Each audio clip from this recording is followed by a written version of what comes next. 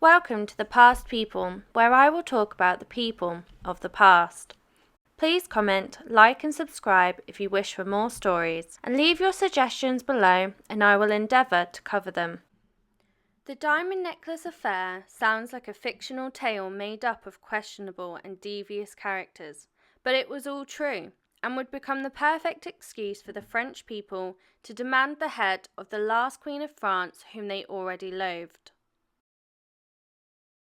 It all started with a woman called Jeanne Rémy, known as Countess de La Motte,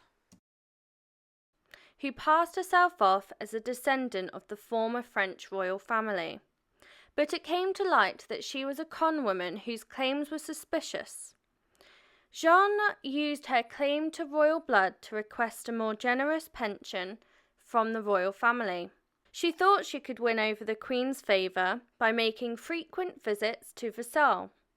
It was normal for ordinary people to enter the palace and observe the royal family, but the Queen and the court were already aware of Jeanne's unruly reputation.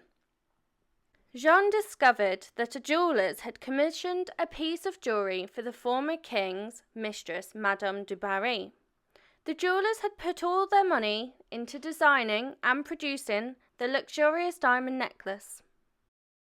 When the king died, the necklace was still unpaid for, likely causing the jewellers many sleepless nights as they were facing bankruptcy. However, King Louis and Queen Marie Antoinette refused to buy the necklace, quoting that we have more need of 74 ships than of necklaces. La Motte's marriage was a farce, and they were both immensely unfaithful to each other. She began an affair with the prestigious Cardinal de Rohan. He had fallen out of favour with the Queen and would do anything to win back royal approval. This is when La Motte would stoop lower than ever with the promise of making extraordinary amounts of money. Once close to the Cardinal, she began convincing him that he should write to the Queen and she would pass on the letters for him and could persuade her to forgive him.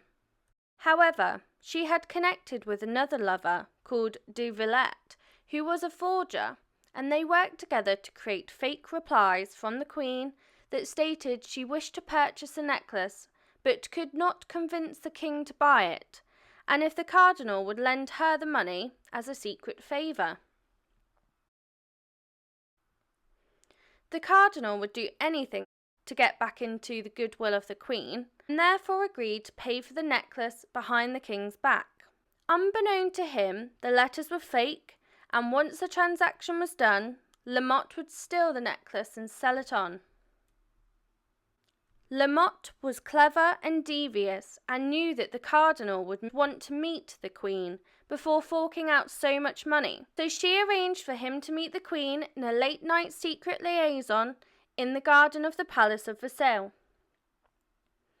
Obviously, the Queen was unaware of the elaborate scam, so La Motte arranged for a look-alike prostitute who resembled the Queen, called Nicole, to meet him and assure him of her forgiveness. He was convinced that his relationship with the Queen was sincere and true, and so agreed to pay for the necklace in installments.